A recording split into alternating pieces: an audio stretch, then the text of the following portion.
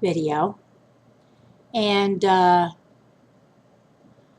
was trying to make everything look right this time. Like, I put some makeup on, and my hair's half wet, half dry. But I got to get to the doctor this afternoon, so I just thought I'd do a quick video. I don't know if you noticed, but right here, I woke up this morning with my cat Belle trying to wake me up, which she does every morning. And suddenly her claw was underneath the skin of my eye, right there. And believe it or not, it's not the first time it's happened. But so I very gently grabbed her paw and moved it out from underneath my skin. It was very painful. So now I've got a mark, which I can't get rid of by makeup. So even though I tried to put makeup on this time to look better, it really doesn't look better because it looks like I've been punched in the eye.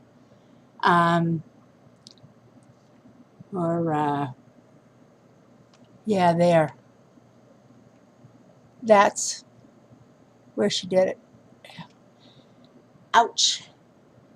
I'm figuring that she, in a previous life, she was a cat who didn't get fed regularly, and she kind of moves in between dimensions and thinks sometimes that this is the house that she doesn't get food.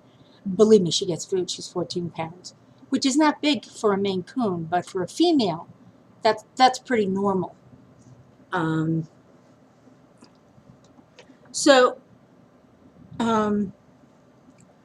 I've been looking at a number of videos by Haunted Sunshine.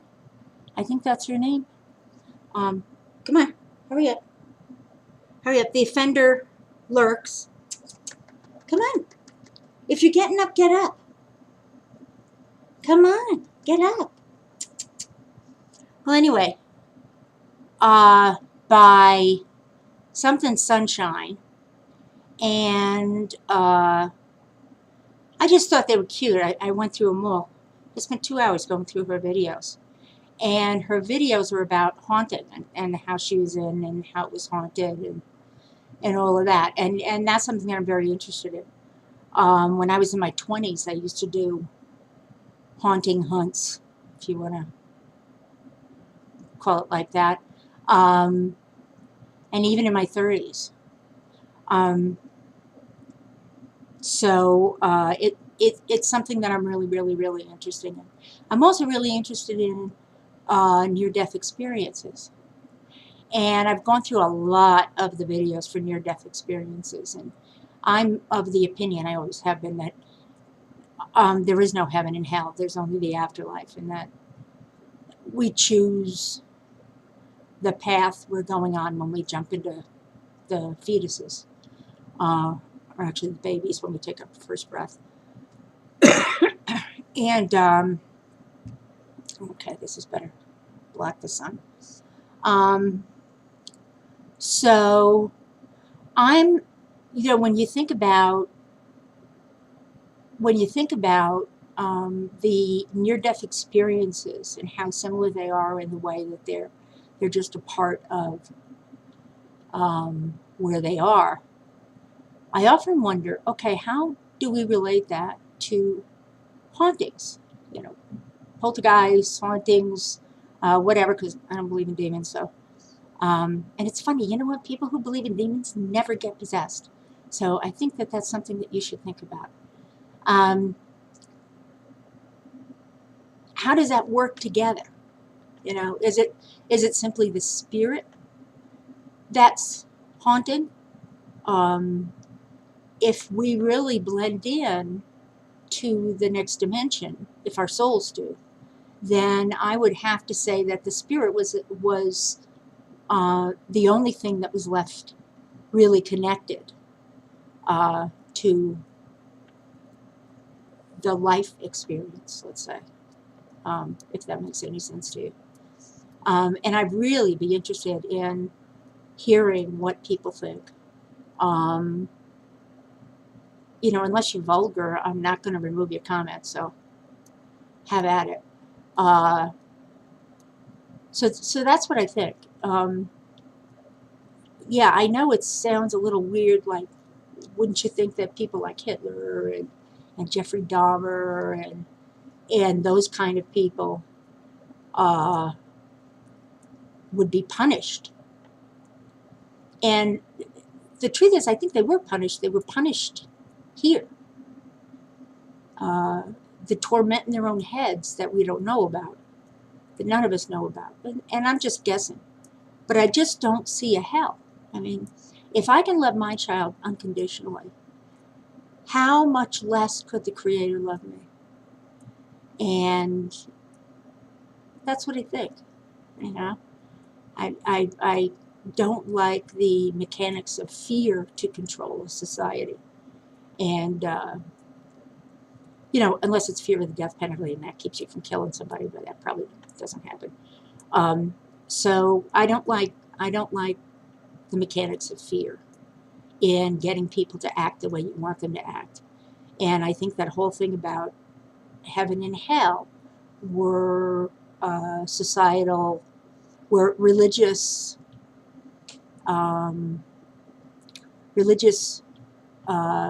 ways of getting people to act in accordance with what the people in power wanted. And I just think that I don't think I've ever believed in a hell. You know, I remember when I was turned pagan and I was in third grade. I don't know how old that is, third grade.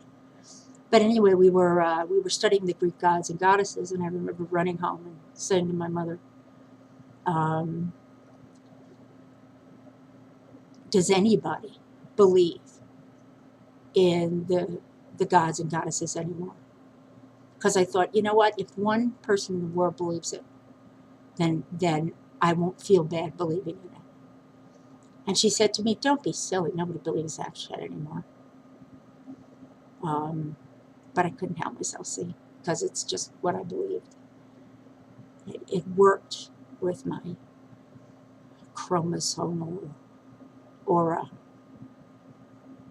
That's not really a word, but anyway, that's not really a word. So I've been thinking about that. And I've been thinking of how many frauds there are out there in terms of psychics. I mean, terrible frauds. And predators. And I don't know, but it seems to me that John Edwards may be okay. And I can't be sure yet, but none of the others that I've seen that's made it to, you know, the big top seems to me to be next to real. And why that is, I don't know. I mean, you'd think that there'd be a lot more, and maybe there is, and we just don't know about them because they just don't make a big deal about it.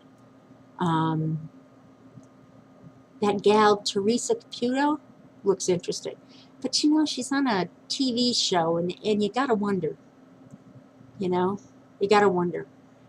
So I'm going to keep her off the list for now. It's this looking for attention and power that disturbs me. And I understand they need to make money too. And it's a gift that they have. And, you know, if you're a gifted artist, you know, you sell your paintings. If you're a gifted psychic, you sell your readings. And that's okay with me. What's not okay is the absolute ridiculous prices that some of these people charge. I mean, ridiculous. $400 an hour. I mean, come on, you don't have a degree. I want to see a PhD for $400 an hour. And so that bothers me. So I don't know. Anyway, I haven't talked about my COPD now, but, you know, part of why I'm going to the doctor is that although she's my GP, not my pulmonologist, I hope I